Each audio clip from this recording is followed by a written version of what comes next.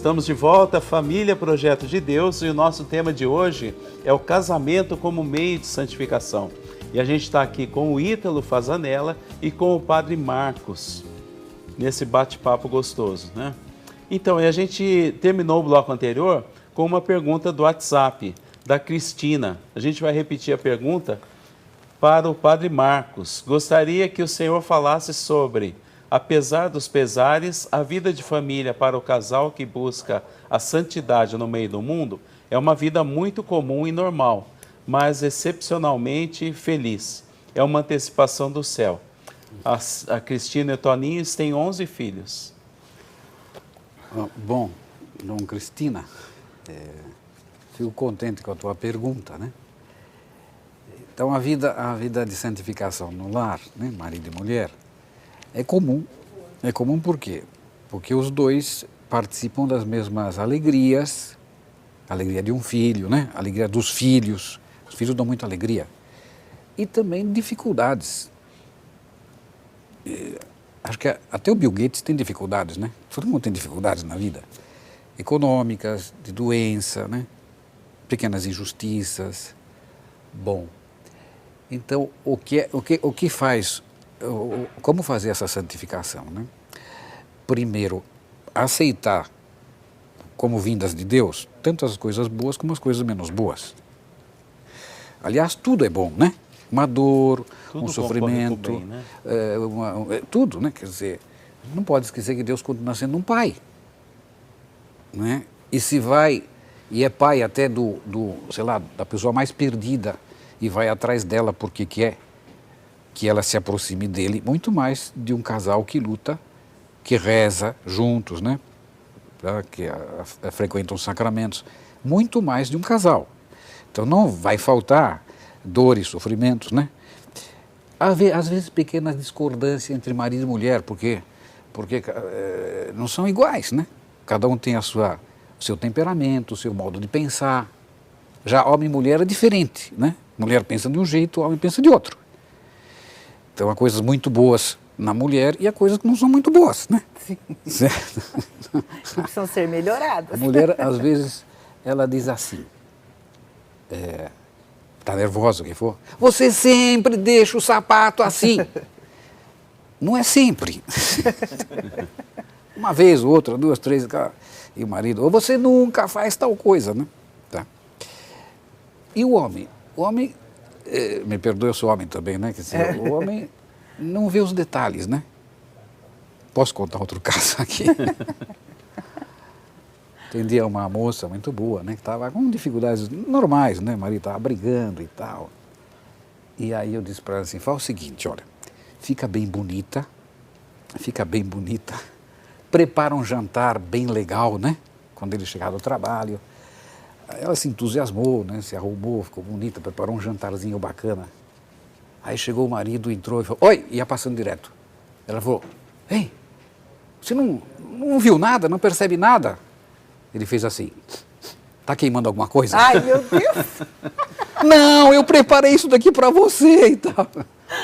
Então, o homem tem essas coisas, E tem que né? entender, a mulher precisa entender essa diferença, Claro. senão fica brigando Os dois, o tempo né? inteiro. Isso é interessante, porque a gente vai se moldando, Claro, né? então que Não, ele precisa. já descobriu um dia que eu fiz a sobrancelha.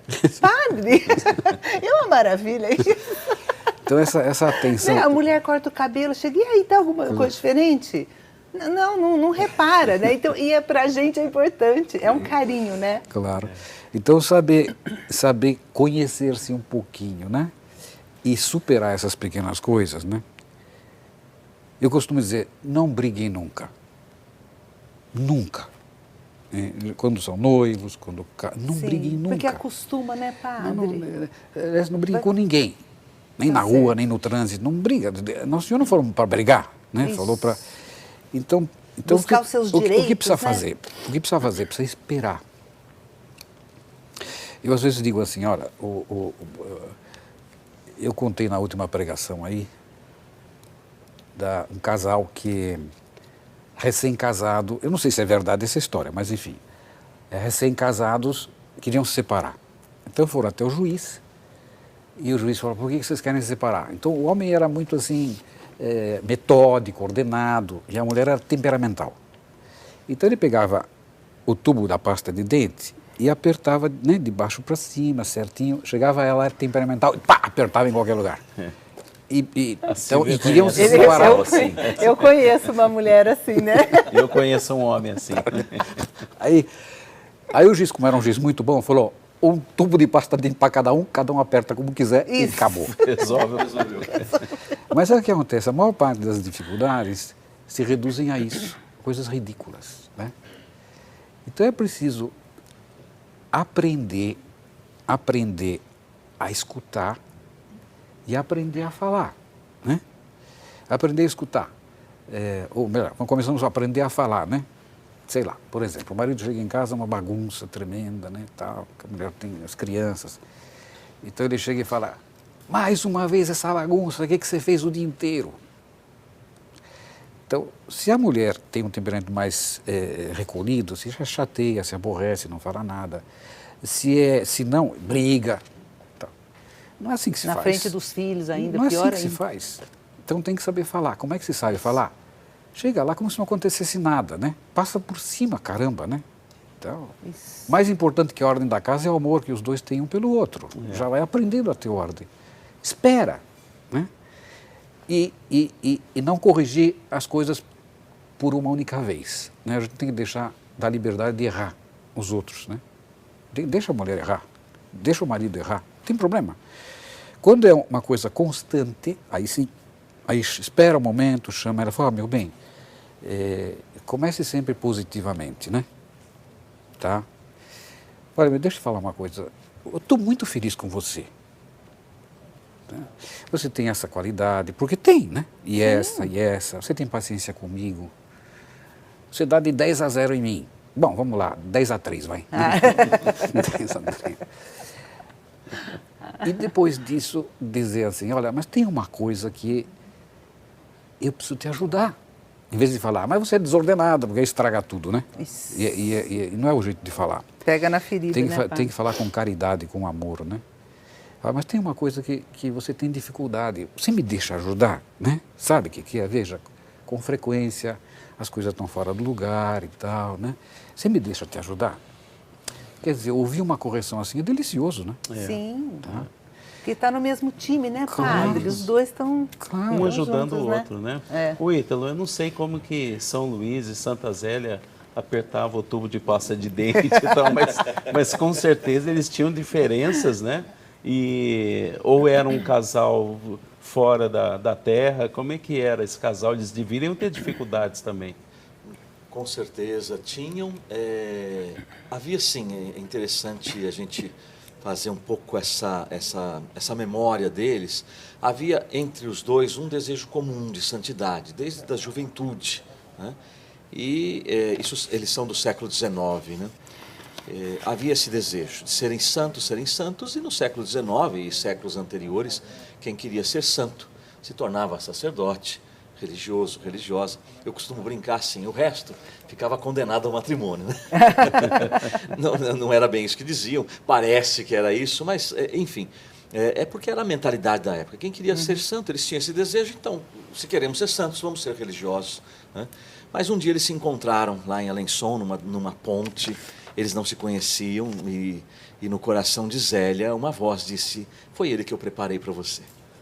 Isso foi numa primavera, até mais romântico, né? Uma primavera de 1858, era abril de 1858, e depois desse encontro, 3 meses após se casaram, né? Em julho de 1858, levaram para o matrimônio esse desejo de santidade, porém, no início, ainda viveram como irmãos, de comum acordo, até por conta desta mentalidade, e ajudado por um confessor, eles, de fato, depois de 10 meses, consumaram o matrimônio, de fato, foram orientados a isso, se convenceram que eles poderiam ser santos como desejavam, não apesar do matrimônio, mas no matrimônio. Que lindo. Luís, ele é de um temperamento mais introspectivo, uma pessoa de mais introspecção, meditativo, contemplativo. Tanto é que o sonho dele era servir lá no mosteiro do Grande São Bernardo, nos Alpes suíços.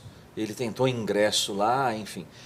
Zélia já uma mulher mais ativa, apesar de uma compleição física menor, ele já um homem mais de porte. Ela não, ela é uma mulher muito ativa, muito trabalhadora, muito ativa, ainda que de vida de oração. Então, a gente percebe que os temperamentos eram bem diferentes entre eles. Mas eles conseguiam viver uma harmonia impressionante. Vivia, sim, uma harmonia impressionante. Não se tem relatos de que eles tiveram dificuldades de relacionamento. Né? Porque... Talvez, acho que até, Ítalo, desculpa te interromper, com esse desejo de santidade. Porque se os dois tinham desejo de santidade, o casamento fica muito Isso me melhor, parece que os preservou é de algumas dificuldades, mas óbvio, mas havia sim esforço, porque Teresinha, aliás, acho que é bom também dizer, né, durante o processo de canonização deles, muitas pessoas, até dentro da igreja, diziam, vamos canonizar Luís e Zélia, porque eles são os pais de Santa Teresinha, né? Hoje é dia de São Pio X, ele que disse a maior santa dos tempos modernos, vamos canonizar porque são os pais de Teresinha. Não, é o contrário. Ela foi santa porque eles foram santos. Ai, que lindo. Então, eles deixaram para as filhas este legado.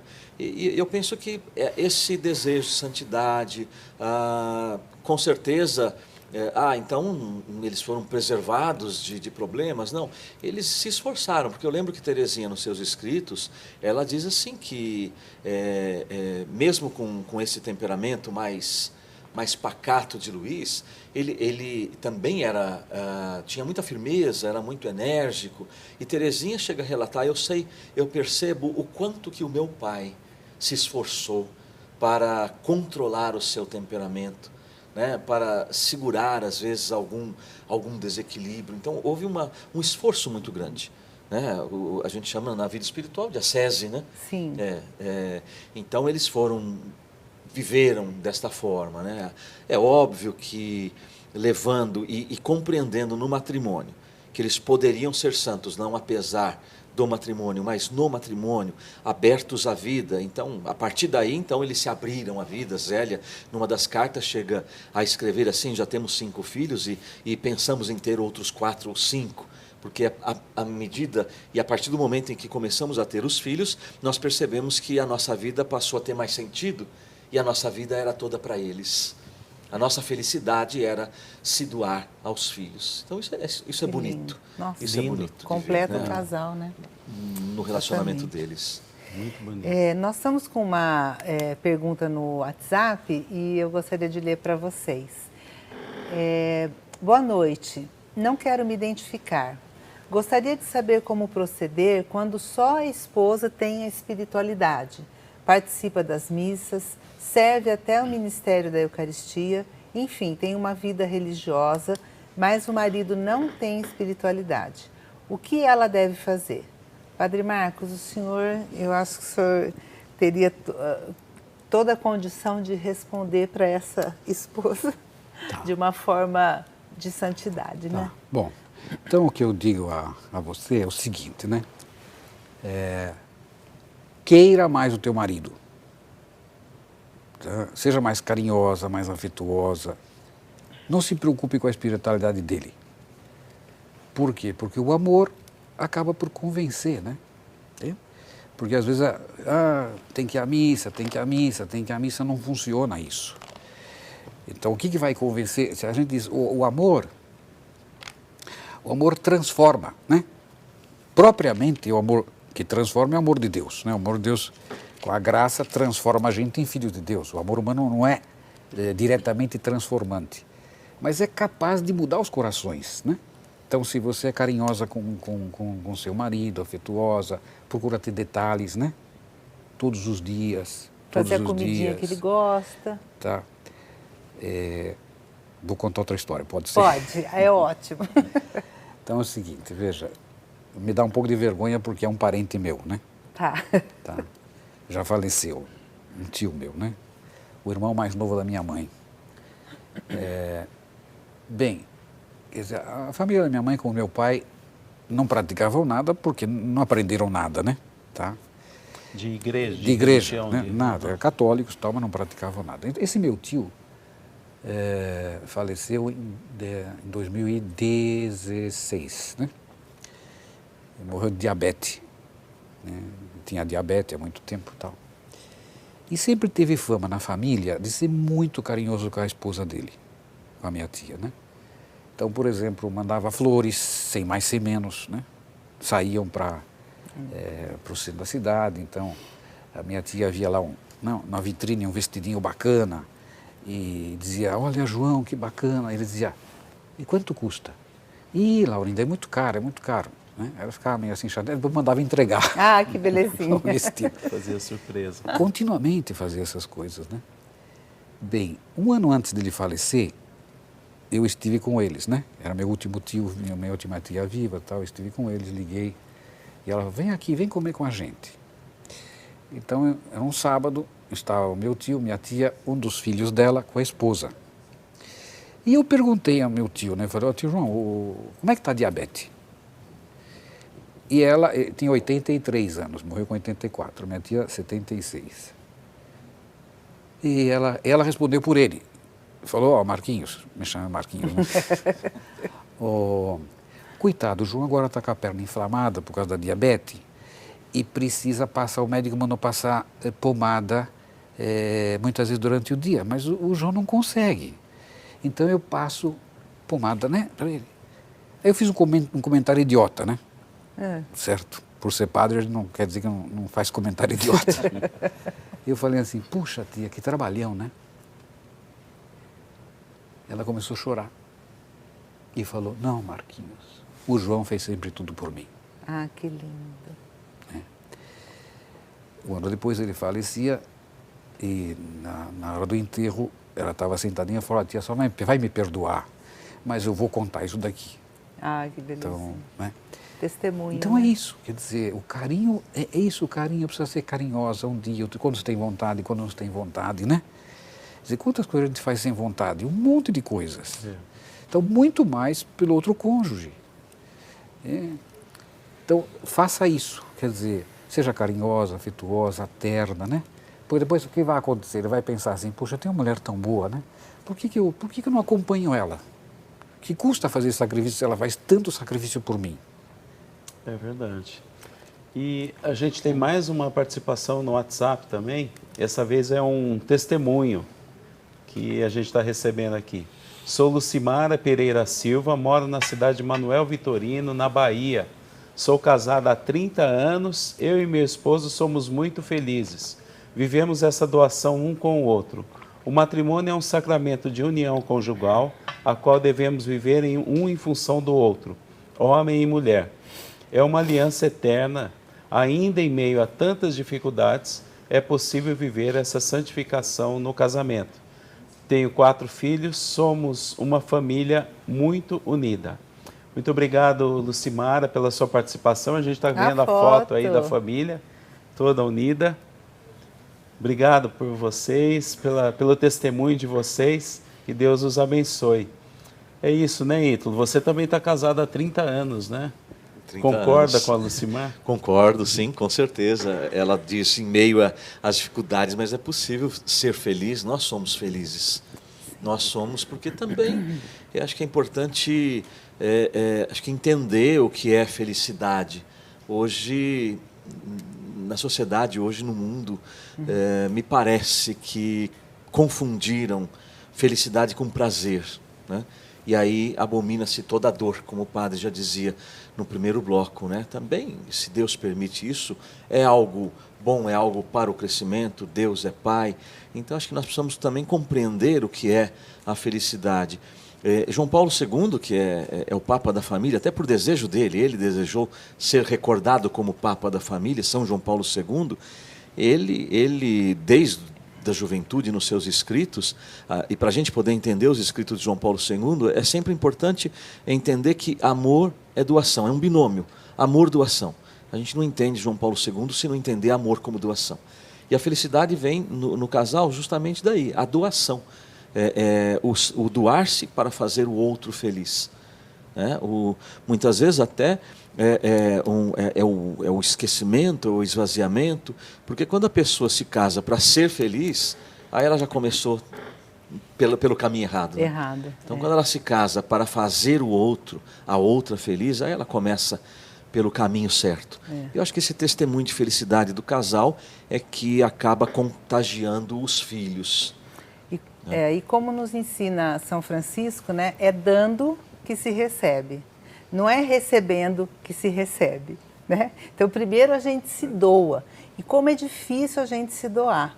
Né? E entra aí muitas vezes o orgulho e, não, eu não vou fazer de novo porque eu já fiz, a pessoa não mudou. E aí entra o orgulho, que é o nosso pecadinho aí de muitas vezes de estimação. E eu queria dizer para aquela irmã que participou aqui com a gente, que não quis se identificar, que ela frequenta a missa e o marido não. E na primeira carta aos Coríntios, São Paulo nos diz no capítulo 7, porque o marido que não tem a fé é santificado por sua mulher, assim como a mulher que não tem a fé é santificada pelo marido que recebeu a fé. Então, o nosso papel no matrimônio é a santificação do outro. Né? O seu esposo não tem a fé, qual que é a sua missão? É rezar por ele, amá-lo, né? E fazer a sua parte. São José Maria Escrivá, que é um santo muito querido nosso, e ele diz que é possível você ser santo no cotidiano, no seu trabalho, no seu matrimônio.